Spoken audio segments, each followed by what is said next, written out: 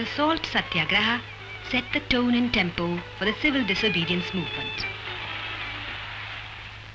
In Madras on September 7, 1932, Jayprakash Narayan was arrested and sent to Nasik jail. The Nasik internment brought Jayprakash Narayan in close contact with a wide range of socialist minds among fellow prisoners, leading later to the formation of the Congress Socialist Party.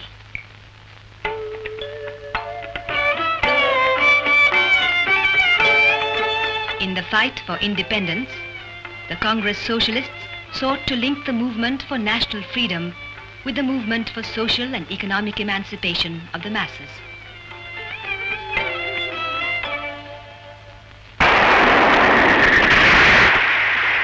When the Second World War broke out, JP had arrived at the second stage of his political evolution, from communism to democratic socialism.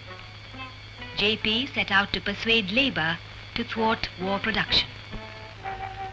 Charged with sedition, he pleaded guilty in the manner of Gandhiji and maintained in defense that a slave has no obligation to defend his slavery. His only obligation is to destroy his bondage.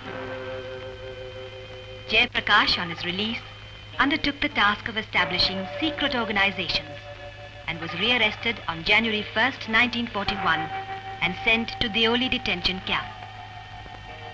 Here, JP was to undertake a fast for over a month in protest against the deplorable conditions in the camp. And then he was sent to Hazaribagh jail in Bihar. 1942. The civil disobedience movement reached its peak with the Quit India resolution passed on August 8th. Do or die was the new mantra for freedom. The nation was in a turmoil with agitations and severe repressions. On Diwali Day, November 9th, 1942, JP made a dramatic escape to freedom, scaling the walls of Hazaribagh jail. Vande Mataram. Vande. Finally, the police caught up with JP in the Punjab. It was to be the longest period of incarceration for JP and the most excruciating of experiences in various jails, with hours and hours of ceaseless interrogation.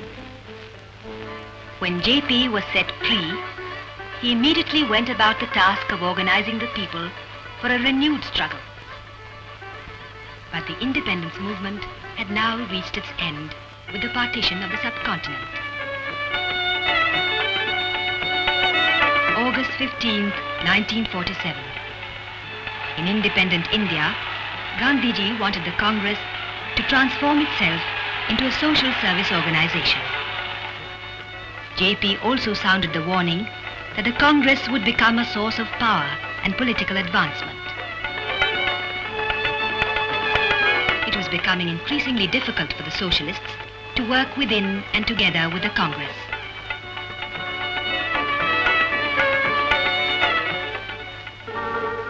The assassination of the Mahatma removed the only link holding them all together. JP was the General Secretary of the Socialist Party when the historic decision to break with the Congress was taken at Nasik in March 1948.